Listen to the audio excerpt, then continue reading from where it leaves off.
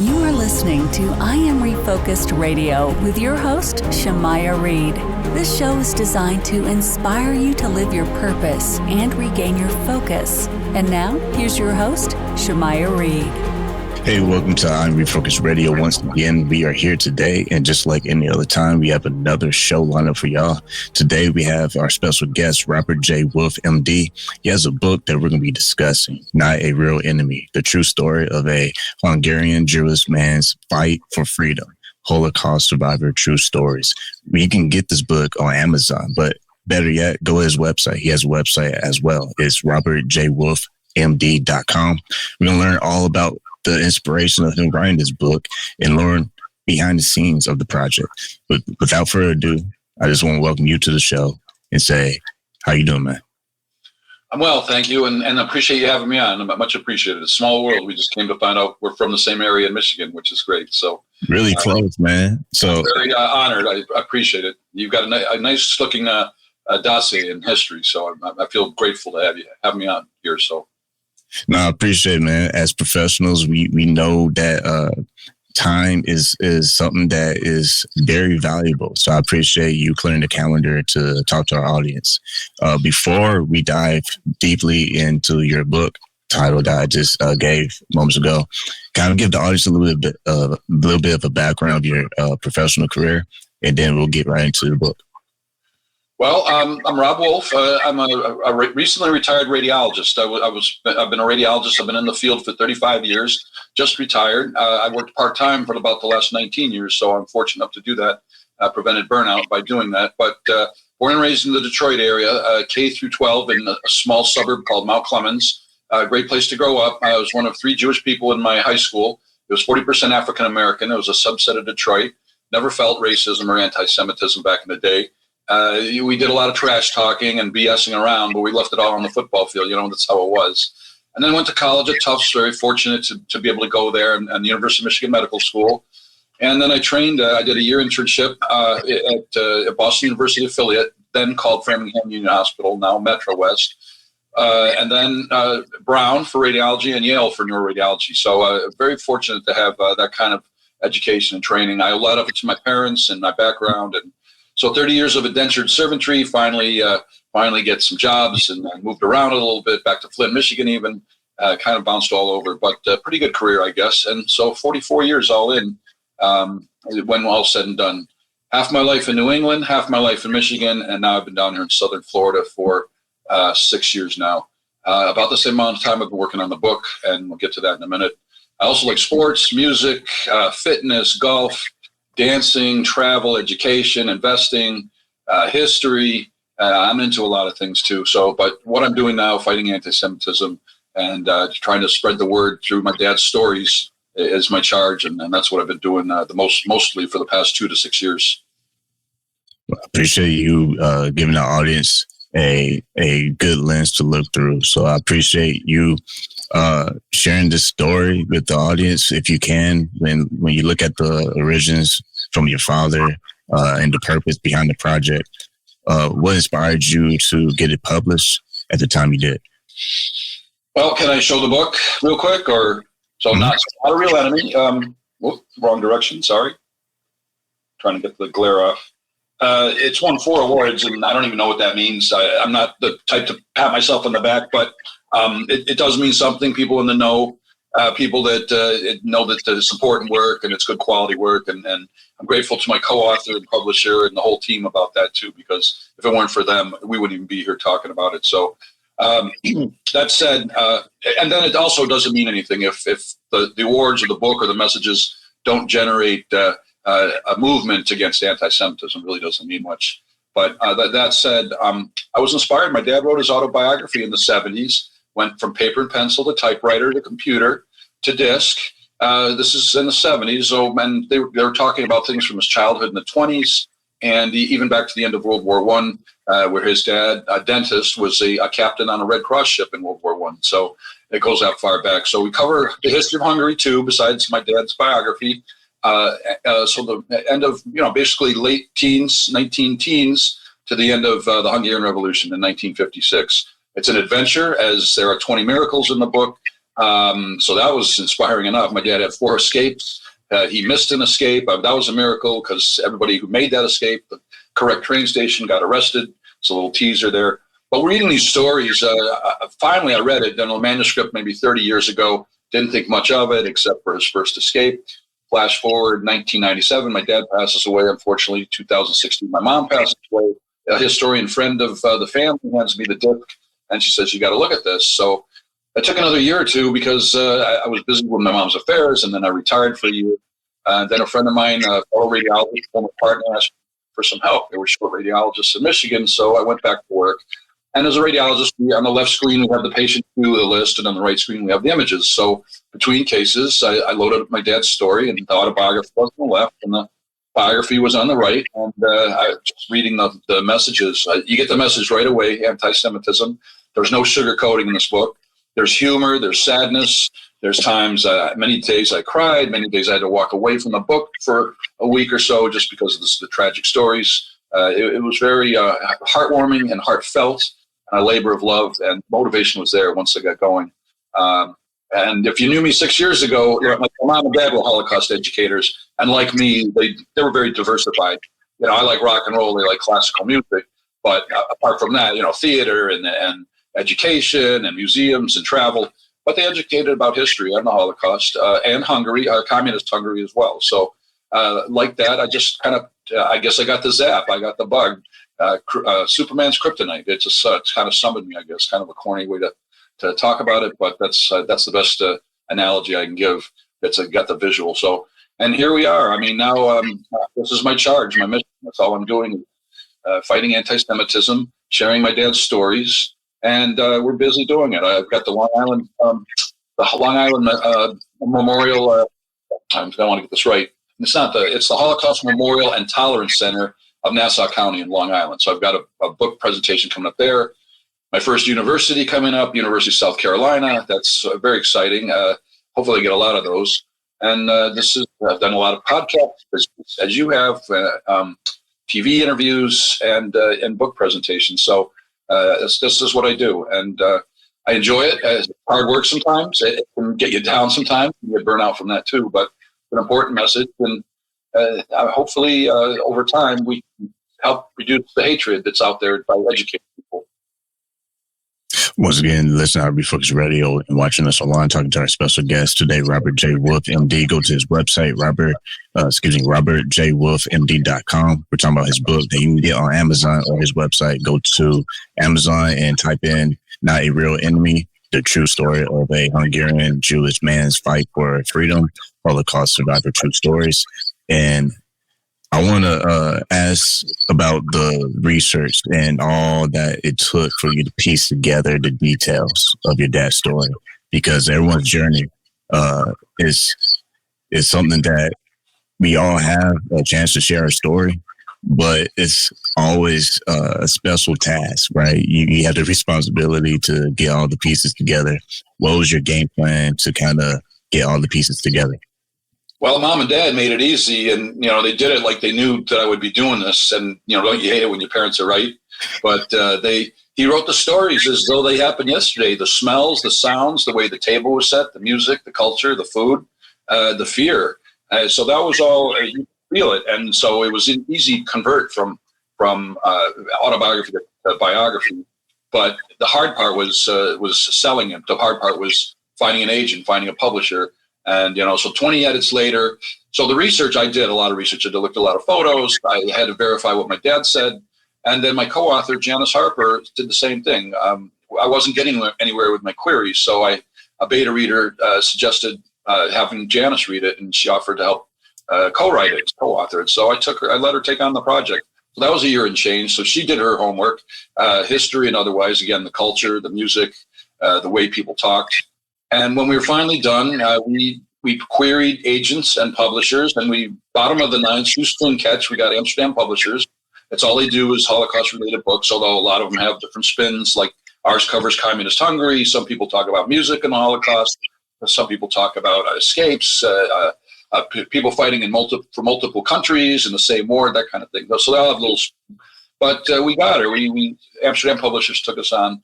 And of course, they did the editing. And before we put it in print, we had it verified by a historian who had recently retired from the United States Holocaust Memorial Museum in D.C. He made a lot of changes, and we adjusted them. And the three excellent testimonials we have from different professors, including Michael Berenbaum, who was the consulting professor in the Shoah movie done by Spielberg in the 1990s. So they all had their little 2 cents to chip in, too, about where the history should be tweaked a little bit. So that was a lot of that. Photographs, reading up on the era, a combination of the team doing it. And it's nice that way, because if something gets missed by somebody, then hopefully somebody else picks it up. So it does take a lot of research for a book like this, no doubt. Even when you have the manuscript like right there for you, you're converting it from A to B, autobiography to bio. But Janice turned into a special bio, converging stories, parallel stories, conversations to and for each other, letters to and from home, things in and out of order. She really helped me make the book much 100% better. So, and research part of it, and just my dad's stories is the other part of it. I mean, when you look at speaking of parallel, when you look at parallels between events of today, do you see maybe similar issues that are arising in the political world compared to your dad's personal story?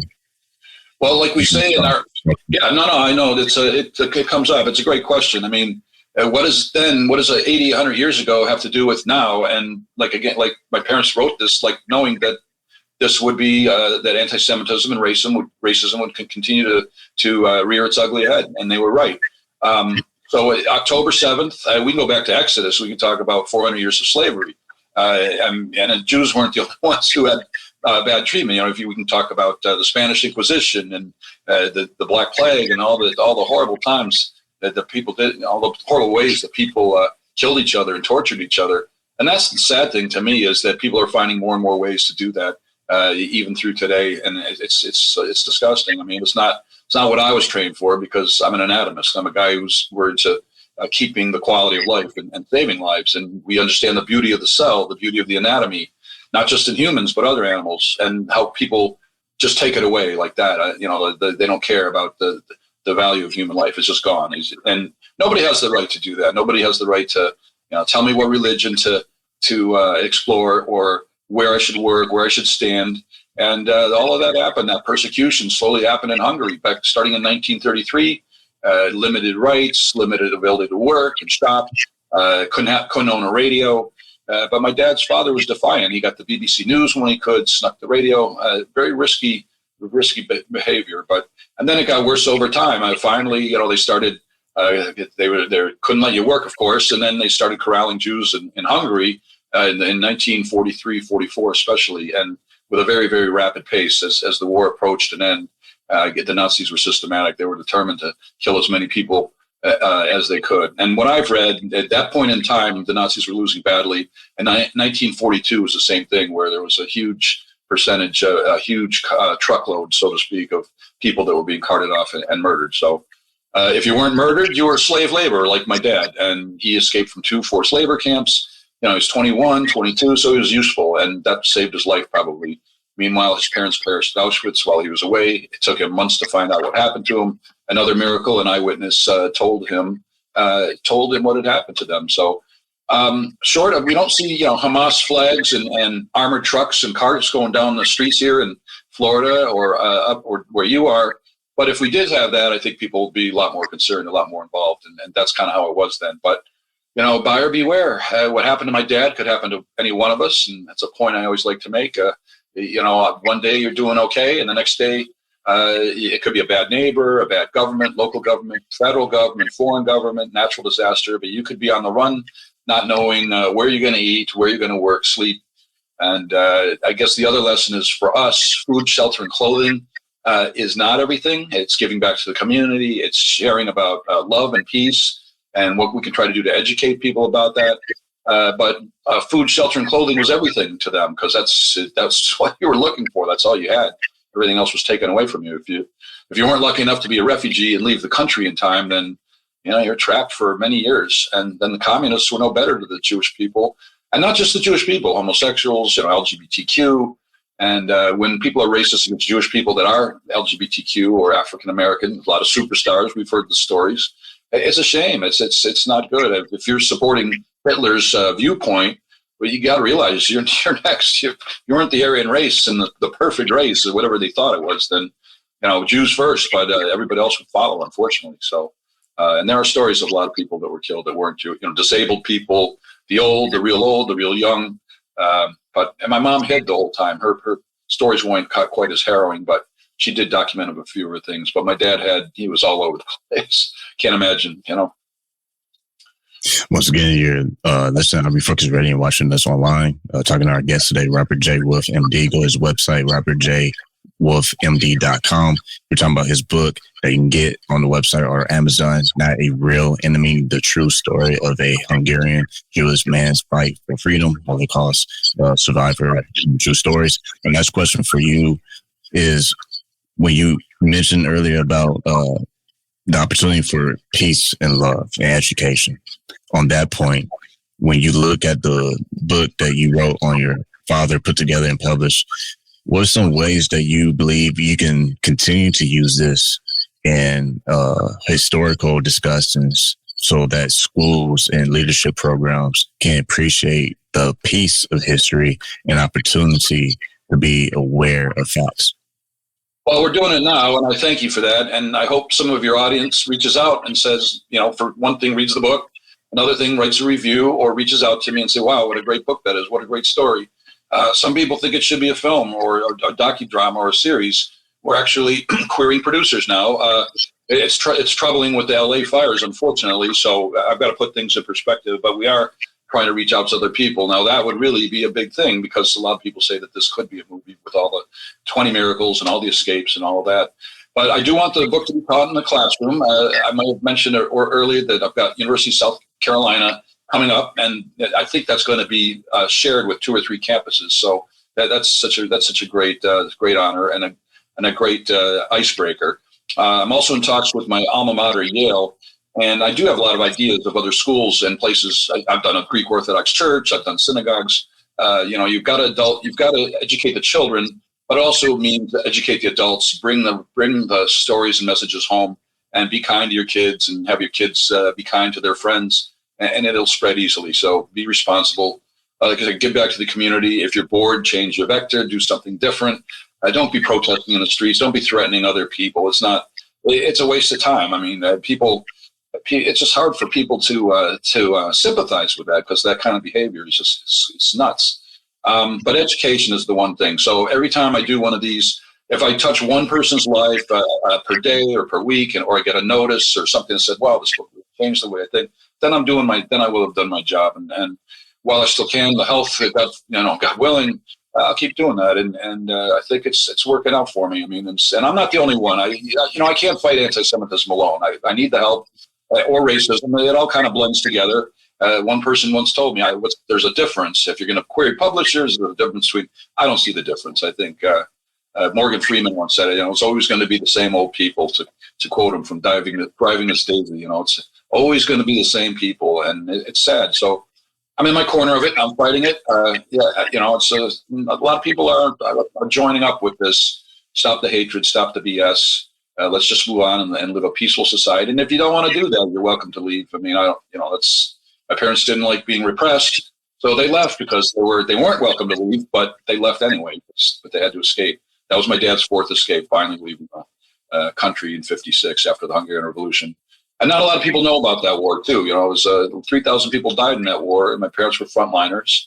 And the bottom line too, the punchline: my dad became an OBGYN and delivered 10,000 babies in the Detroit area. So that's really redemption indeed. I mean, he can't bring back his parents' life and all these other people that were killed, 50 million in total, by the way, in World War II, and all across the board. But it is some redemption, bringing lives like that into the world. And he loved doing what he did, and jovial and jolly, no PTSD. Didn't go to the bottle or drugs, and then just happy to be around and happy to be alive and doing what he loved to do. So, and that's admirable too. To me, that's a big inspiration too. So it was very self-motivating doing this project, and and then talking to the kids and then the families and educating them. Holocaust museums are a great experience. I could do it every day. So that's what it is. We'll get it. We're working on it. Once again, you're listening on Refocused Radio and watching us online, talking to our guest today, Robert J. Wolf, MD. Go to his website, robertjwolfmd.com. Make sure you get a copy of his book. Go there or go to Amazon and search for Not a Real Enemy, the true story of a Hungarian Jewish man's fight for freedom.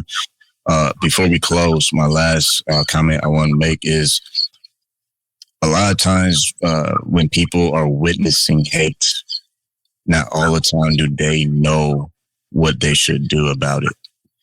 You, from your perspective, and for those who are listening, watching us, what will you suggest that someone should do when they witness hate? What's some ways that they can be active versus passive? Well, one thing is have people like me and many other great authors do talks to help educate the community. But go to your congressman. If you think anti-Semitism is a perceived problem, then go see your senator or your congressman and say, look, I've got a neighbor that I'm worried about, or this. And the same with the mental health issues. It's so underreported that that would be a good way. Be vigilant in your community. You know who a good neighbor is and who a bad neighbor is. It's not hard to tell. So I'm in a gated community here, so it's pretty peaceful. I feel protected, but anyone could bust in at some time and give you a hard time. And hopefully it doesn't come to that. But if it started happening in our neighborhood, then people would start to act out. Like I said earlier, if it doesn't seem to affect you, you're less apt to contribute to the stopping of that. But if it does affect you or a neighbor or somebody you love, then you're more apt to be. I mean, I don't feel directly affected, but that could change overnight, as we've said. So this is what I'm actively doing. If you've got a story, if you've got family that's Holocaust survivors and you've got a story hiding, share the story and get help with the book. Rely on the team. It's another thing you can do. And if you're a hateful person, it'd be a great thing for people on probation or people that are committed of hate crimes to have to read 8 or 10 books like mine, and that would educate them too. I mean, I would hope. If it doesn't, then it is what it is. You can't change everybody, but there's hope for us. And so it's just common sense. Write a letter to the editor, that kind of thing. I mean, anything you can do to help alleviate it works. Well, once again, you've been watching us online, listening to us on radio and podcast. I Am Refocused Radio, talking to our guest today, Robert J. Wolf. Go to his website, robertjwolfmd.com. Like always, I want to say thank you for your time. And also, man, it's almost close to the weekend, so you have a good, enjoyable weekend for you. You as well. Shabbat Shalom tomorrow, and looking forward to that Long Island trip. And God bless you. Thanks for having me. I really appreciate your time.